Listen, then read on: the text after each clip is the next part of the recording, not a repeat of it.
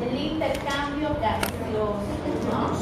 Y ahí hablamos un poco de los neumocitos. ¿Sí? ¿Qué neumocito interviene en el intercambio gaseoso? Tipo 2. Uno. Ah. Y el 2, Sí, planito 1, intercambio, el 2 es cúbico, los cúbicos cilíndricos ya tienen sus protectoras, ¿no? El 1 es escamoso, plano, no tendría sentido. El 2 es el tipo cúbico que funciona para la síntesis de sustancia tensoactiva, también han debido conocer ese nombre, ¿no? Después, ¿qué más tenemos? Vean, tenemos unas estructuras protectoras, las células, los macrófagos. Tenemos las células de músculo liso, que esto es importante cuando hablemos de asma. ¿Por qué? Porque esta musculatura lisa también puede contraerse. Si se contrae, ¿qué va a pasar con estas vías? Se van a disminuir el lumen y por lo tanto va a justamente alterar lo que es la ventilación, ¿no? Tenemos también ahí la matriz extracelular. Tenemos aquí nuestras células ciliadas, las células caliciformes, células basales, estas caliciformes las que son secretoras del moco. Este moco es importante, ¿no? El moco delgado, protector, que permite justamente atrapar las partículas que vamos respirando día a día y las eliminamos a través del espuma, ¿sí? ¿Qué más hay que hablar? Aquí, que cuando estos van a tener una alteración, un desequilibrio, imagínense, mucha producción de moco, lleno de moco. Aquí, una constricción de la musculatura lisa, todo este lumen va a disminuirse, ¿no? Pues, por lo tanto, la ventilación va a ser alterada y por ende también la oxigenación, ¿sí? ¿Qué más recordar sobre respiratorio? Veamos entonces ahora asma. La definición la tienen que conocer muy bien, porque cuando hablamos de asma, decimos que es una alteración crónica. Esa es la palabra clave, chicos, crónica, ¿sí? Es una alteración crónica de las vías respiratorias y que justamente va a cursar con episodios de obstrucción, ¿recuerdas? Esa broncoconstricción. Ahora vamos a utilizar la palabra broncoconstricción, ¿sí? Una hipersensibilidad bronquial, ¿sí? Y ahí viene otra vez esa respuesta exagerada. ¿Por qué yo tengo una hipersensibilidad al polen, a las flores, o tal vez a los ácaros, a diferencia de otros colegas, ¿sí? Después vamos a hablar de otro proceso muy importante, la inflamación. Hay inflamación en el asma. Y justamente todo esto puede llegar a remodelar. ¿Qué sabemos sobre esa palabra que hemos llevado en cambio? Remodelar. ¿Qué significa? Cambia de tejido. Ya no va a ser una estructura muscular. Ahora también vamos a entrar a la palabra fibrosa, ¿sí? O sea que el asma no es solamente que se te cierran tus vías, ahí te restabilizas, ya estás mejor, no. Si estos van sufriendo crisis asmáticas frecuentes, estas vías pueden remodelarse. Y la remodelación no es reversible, ¿recuerdan? Ese tejido fibroso se puede volver a transformar en un músculo liso, ya no. Entonces vean que el asma no había sido tan simple de, solo con sus inhaladores, broncodilatadores y corticoides, ya está. No, puede haber una remodelación, ¿sí? Ahí estamos viendo justamente esa comparación, miren, de las vías respiratorias. Una está bronco contraída y con mucha secreción inflamada, a diferencia de otra. Aquí existe bastante afección. Miren que pueden estar afectadas 300 millones de personas en el mundo. En Bolivia, justamente, miren, de 1,67 por 100.000 personas de habitantes pueden estar afectadas con asma. La prevalencia, vean que es mucho más en los niños y mucho más en las mujeres, ¿no?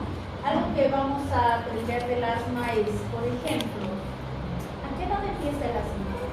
¿Ya nace con asma? ¿Cómo? ¿Qué es lo que saben? A ver, cuéntenme.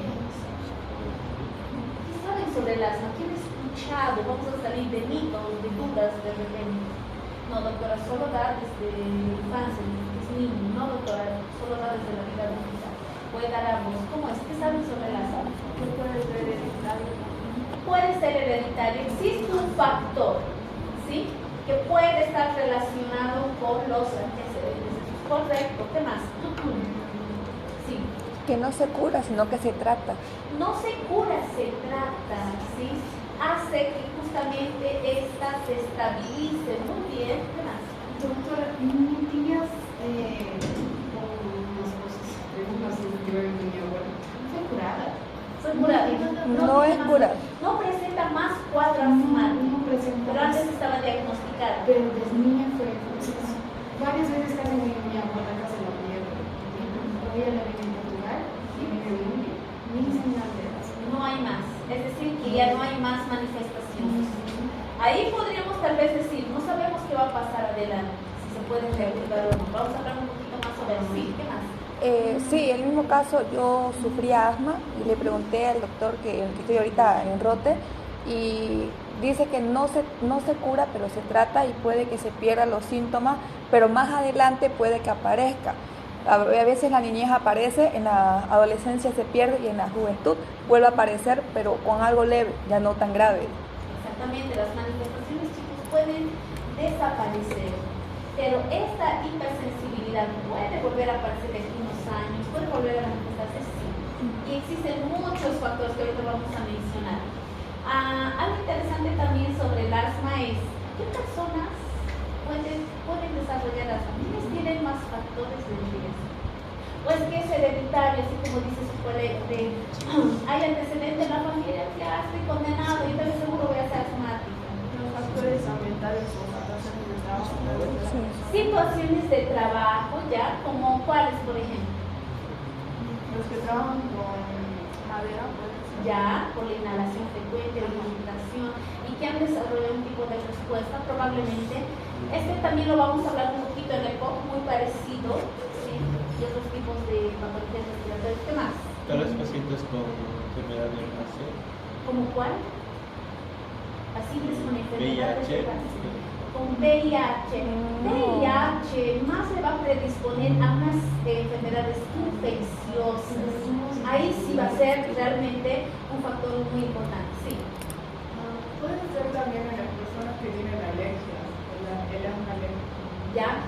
No tiene asma, pero tenía unas alergias en una cierta edad y ha desarrollado asma. Sí, es muy frecuente. ¿Qué más? ¿Otros factores? La humedad. La humedad, muy bien. ¿Otros factores? Yo les voy a contar algunos factores que son muy interesantes y sí hay estudios, y son aquellas personas que no nacieron por un trabajo de parto, nacieron justamente natural. por cesárea. ¿Sí? ¿Qué tendrá que ver eso? ¿Qué relación tiene, doctora? Cesárea, le importa, le sacan el bebé. La maduración pulmonar. Maduración pulmonar, no tanto así, en algunos sí, los prematuros también es un factor de riesgo. Muy bien, ¿qué más? Pero ¿por qué un parto y una cesárea tienen tanta diferencia? El esfuerzo que ¿En tiene. qué se relaciona con el asma? Es que justo no sería que el doctor, justamente los médicos van a tener por cenar, no sé, pero adelantar esa maduración pulmonar para que no va a ser algo natural como sería el parto normal. No sé. En la última parte tiene más relación. ¿Qué más? Los demás, a ver, ¿por qué estarían relacionados? ¿Qué diferencia hay entre un parto y una cesárea? Aparte de la manipulación del doctor que menciona sus colegas. Y ambos son de término, cumplieron sus 39 semanas. ¿Qué diferencia hay entre los dos? La manera en que sale. ¿Cómo? La manera en que sale. Ya, ¿y cómo es esa manera? A ver. En el natural sale primero por la cabeza, en cesárea no sé cómo sale. Ya, le abren, hacen sección, ¿ya? Sí. Es cierto que al salir por el canal vaginal el niño está expuesto a algunos antígenos y su cuerpo va a empezar a producir anticuerpos. Exactamente. Porque cuando hay un parto, por más que hagan el aseo perineal, chicos, que existe, ¿no? Además de eso, siempre hay microorganismos. ¿Y qué pasa? Cuando nace por parto, ya entra en contacto y su sistema inmune ya los va reconociendo, ya se va adaptando. ¿Sí? A pesar que este niño, chicos, y hay otro factor, lactancia materna. Niños que no tuvieron lactancia materna exclusiva dentro de los primeros 6 meses, ¿sí? Tienen más riesgo de sufrir asma, ya sea en una edad adolescente, la edad adulta, no hay. Pero generalmente son niños ya que van a desarrollar este tipo de alergias y este tipo de factores para tener asma, ¿sí? Y ahí va relacionado eso de cuando existe un nacimiento por parto, por el canal vaginal, ya está expuesto a estos microorganismos, ya va a crear una resistencia, los reconoce. Cuando las veces que los va a encontrar no va a pasar nada. A diferencia de una cesárea, que todo es estéril, todo, desde la manipulación del corte, chicos, todo es estéril. ¿Qué hacen? Sacan al niño de una forma esterilizada, la llevan, eso hace valoración por pediatría, si es que no lo hacen en la pego, porque también es estéril, ¿no? Entonces el niño no está en contacto con esos microorganismos. Y la siguiente vez que entre en contacto tal vez va a generar una respuesta, ¿no? La lactancia materna también, ¿por qué? Porque la lactancia materna durante los primeros 6 meses es exclusiva porque la madre transfiere los anticuerpos. Ya desde los 6 meses este niño va a crear sus propios anticuerpos, entonces mientras que reciba de la madre. Cuando ellos no reciben estos anticuerpos, estos microorganismos se aprovechan, generan muchas infecciones y malestar en estos niños, ¿sí? Otra situación,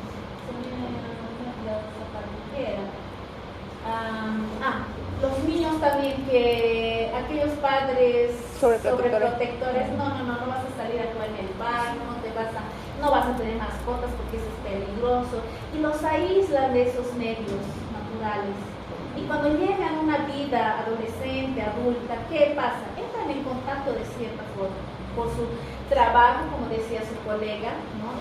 El ambiente, tal vez la humedad, que no era sometido antes este niño, ¿sí? Va a crear una mayor predisposición. Entonces hay unos factores de riesgo, ya son conocidos, ¿no? Entonces eso nos hace pensar también a nosotros, ¿no? Ustedes como médicos, ¿qué recomendarían? ¿Un parto o una cesárea? Natural, parto. Y ahí van a existir diferentes opiniones, doctores, no, muy aparte de eso, el dolor, ¿sí? Pero también hay que pensar en la recuperación, las complicaciones. Y ustedes, materia, ginecología, todos los chicos, van a ver que es otro mundo, ¿no? Y ahí sí van a ir creando sus opiniones, sus comentarios. Ahorita ustedes tienen una opinión. Adelante, ustedes podrían cambiar de opinión, ¿no? La cesárea, chicos, no es electiva, no debe ser electiva. Doctor, quiero que me haga una cesárea, no quiero dolor. Realmente eso existe en la parte privada, ¿no? En la parte pública, actualmente también ahora por practicar la cirugía con residentes, todo esto, hacen cesáreas, no es publicado. Hay indicaciones, ustedes van a aprender.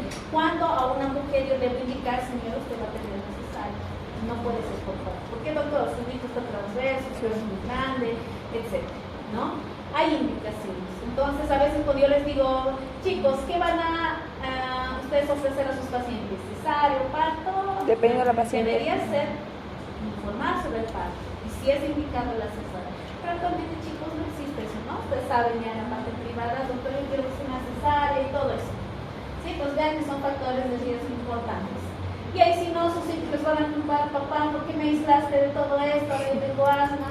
Porque, chicos, una persona con asma, con alergias, realmente es complicado. No tiene un buen estilo de vida, ¿no?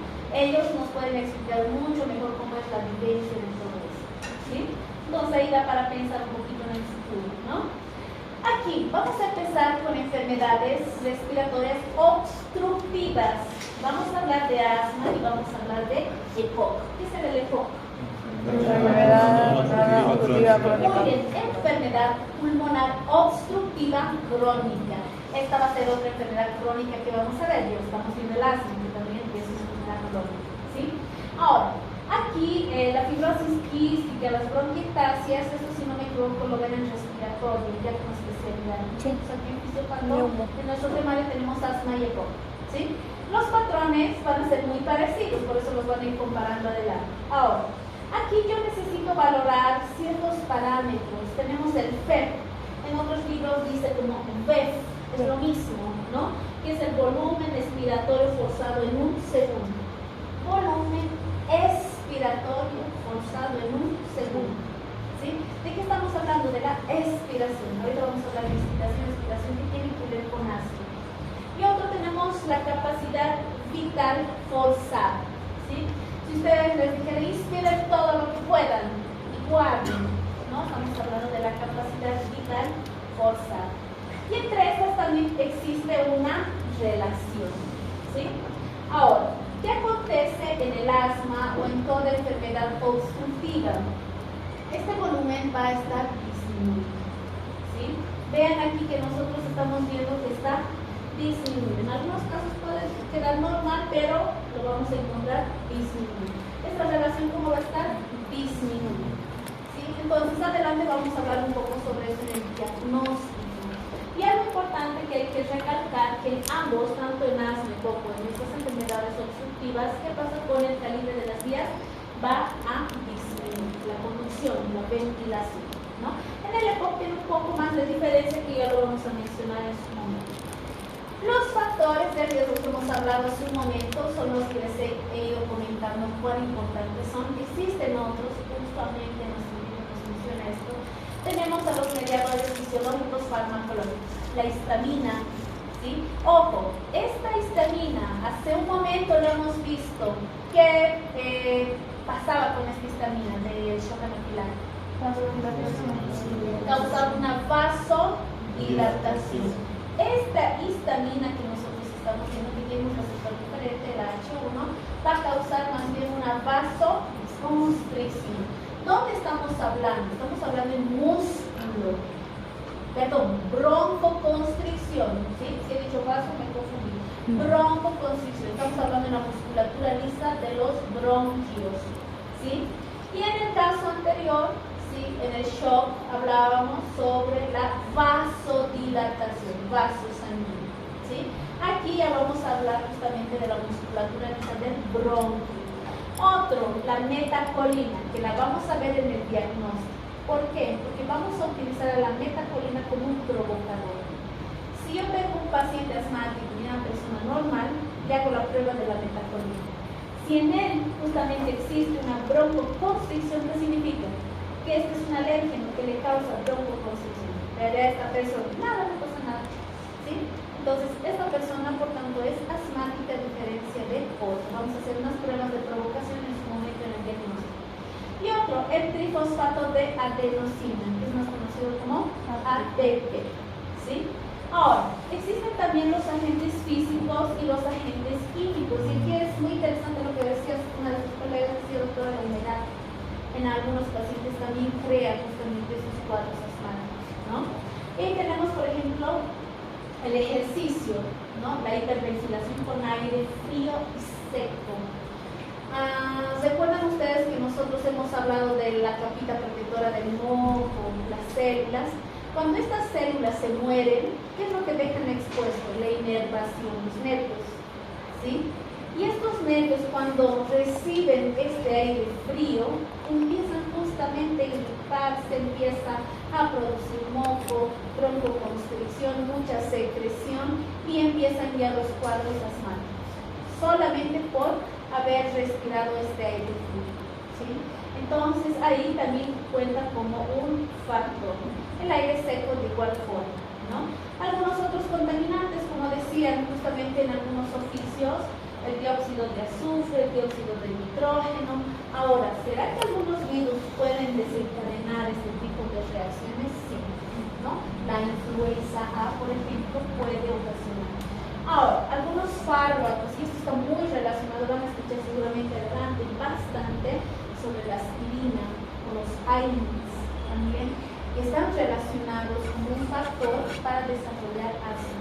Ustedes saben que en la actualidad toda persona que tiene dolor ya se automedica, que tiene su reserva en casa, ¿no? Ay, voy a salir, seguramente me va a doler, ya me tomaré antes, ¿no? No tiene sentido, ¿sí? O ya le duele y toman los analgésicos, chicos, como si fueran antibióticos. Algo que tomas 114 días, no existe eso, ¿no? Si tú tienes un dolor, dependerá de qué tipo de dolor, es un dolor pasajero, tomas un analgésico para calmar ese dolor. Puedes ponerle otro más y calma el dolor y listo, ¿no? Algunas personas, ¿qué hacen? No conocen, les dicen, no me tengo que tomar 7 días o 3 y se toman como si fuera un antibiótico. ¿Y qué acontece? Empiezan justamente a desarrollar factores predisponibles para eso, ¿no? Los AINES, las aspirinas. Y aquí tenemos otro fármaco igualmente importante que es el propanolol, ¿sí? Y los alérgenos Miren, ¿no? Si hemos mencionado algunos productos químicos, ¿no? También están las penicilinas, isocianatos, anhídridos, los cromatos, otras, y aquí ustedes van a encontrar bastante relación con las personas que van refiriendo sus antecedentes, la caspa de los animales, ácaros del polvo, ciertas enzimas y, como decían en algunos oficios, el polvo de madera, ¿sí? Todos estos aquí van a crear esa hipersensibilidad, cosa que no acontece en otras personas, que normalmente están respirando todo esto y no tienen la misma respuesta. Entonces aquí también tenemos una respuesta exagerada y ahí la conocemos como hipersensibilidad. Ahora, algo interesante que también han mencionado ustedes es, doctora, he visto patrones hereditarios. Mi madre, mi abuelo tenían asma, yo también tengo asma, o eso también podemos escuchar en los pacientes. Y ahí está relacionado, miren, con los cromosomas. Ahí tenemos diferentes cromosomas, 5, 6, etcétera, en diferentes lugares, brazos de los cromosomas. Y ahí miren que van justamente a determinar. Ustedes saben que toda información genética se transforma en una proteína. Estas proteínas ya son las interleuquinas, los factores de histocompatibilidad. Entonces, en algunos va a crear mucho más y en grandes cantidades, cuestión de que cuando entran estos alérgenos responden de forma exagerada y se arma toda esta inflamación, ¿no? Una palabra clave también dentro de asma es la inflamación. Broncoconstricción y la excesiva secreción de moco. Estos tres son factores importantes para poder explicar asma. Entonces sí, la parte genética está muy relacionada, ¿no? Entonces sí podemos tener estos patrones hereditarios.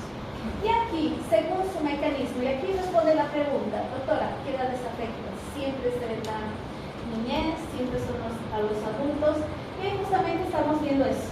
Miren, según su mecanismo se las puede clasificar en extrínsecas, intrínsecas o neurales. En extrínseca, vean, ¿a qué edad empieza? En la infancia, ¿sí? Y aquí hay un proceso más de hipersensibilidad. En cambio, en la intrínseca empieza en la vida adulta, que no es hipersensible. Cuando hablamos de sensibilidad, nos estamos refiriendo a estos antígenos, ¿sí? Aquí, por ejemplo, en esta hipersensibilidad que empieza en la infancia, ahí están justamente estos factores, los ácaros, ciertos fármacos. Y aquí tenemos a estos mediadores, linfocitos T, B, el AIG, ¿no? Los mastocitos, y ahí todos estos van a causar un broncoespasmo. Mientras que en estos, miren, en la edad adulta tenemos también a los linfocitos T, B, pero aquí ya van a actuar mucho más a las interleuquinas, ¿sí? Esa es una diferencia que se ha visto dentro de estos grupos etarios.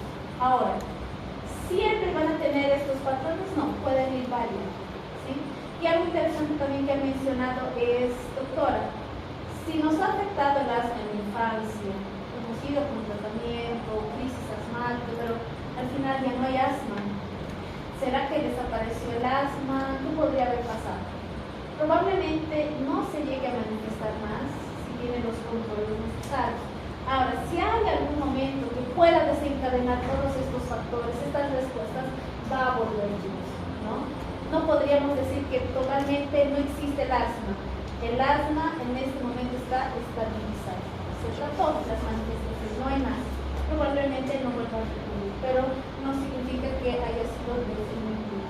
¿Sí? Significa que tiene un buen manejo. Ahora, cuando una persona está muy expuesta a estos factores, son los momentos que crean todas estas crisis asmáticas. Ahí vamos a llevar el término de remodelación. Cuando hablamos de crisis asmática, significa que todo el tiempo está con síntomas, todo el tiempo va a aparecer el elemento, tal vez esté mal, tal vez ya ni va a poder respirar bien, ¿no? ¿Será que se puede morir de una crisis asmática? Sí. Las vías totalmente se cierran. Si no la han sabido tratar en su momento, chicos, sí puede llegar a morir, ¿no? Vamos a hablar un poco más. Y tenemos un último, que es la parte neural, que está mediado aquí justamente por la acetilcolina, ¿sí? Y en este caso va a causar un efecto de broncoconstricción, ¿no? Y justamente estamos viendo a los agentes. Vean, otra vez estamos mencionando a los mastocitos, a los eosinófilos. Aquí vamos a hablar bastante de la inmunoglobulina E o la IgE, ¿no? Y otros factores como los estímulos osmóticos, la exposición a las sustancias, ahí hemos visto a los alérgenos y a otros estímulos físico-químicos. Entonces, para ser diagnosticado de una alergia, ¿no? Porque alguna vez el paciente viene, doctor, tengo alergia, realmente le tiene que diagnosticar un alergólogo, tiene que hacerle unas pruebas para ver a qué es alérgico, ¿sí? Si no, estamos con un tipo de respuesta de hipersensibilidad. Lo mismo pasa con el asma, chicos, ¿sí? En el asma también tienen que ser diagnosticados, así como aquí justamente nos han mencionado, ¿no? Ya los trataban, ya los manejaban. Y ahí estamos viendo, con esto vamos a terminar, la diferencia entre las vías respiratorias de una persona asmática del lado derecho versus una persona no asmática, ¿sí? ¿Qué diferencias se encuentran ustedes ahora haciendo una pequeña comparación entre ambos lados? Broncoconstricción. Vean cómo están las células que las encontrábamos más en la periferia, ahora vean cómo se encuentran ahí. ¿Y qué otros factores ahora están apareciendo? Porque obviamente han sido estimulados, ¿no? Los factores de crecimiento, factores de necrosis tumoral, muy bien, ¿qué más? La activación de estos mastocitos, muy bien. Ahora, a los neutrófilos, muy bien. Los eosinófilos, ¿qué más? ¿Qué significa? Que en toda esta vía respiratoria se están aglomerando todas estas sustancias que no deberían existir y están causando una inflamación exagerada. Y toda inflamación cursa con edema, aumento de volumen. Y cuando algo aumenta de volumen, ¿qué acontece? Le ocupa espacio. ¿Sí? Algo que vamos a aprender sobre asma y con esto vamos a terminar es a la persona asmática le cuesta más inspirar o expirar. ¿Cuál? ¿Cuál Inspirar. Inspirar. O expirar. Inspira. ¿Por qué? Porque no entra el oxígeno y no hay una buena por la En la broncoconstricción. fisiología, ¿qué es más fácil? ¿Inspirar o expirar? Inspira.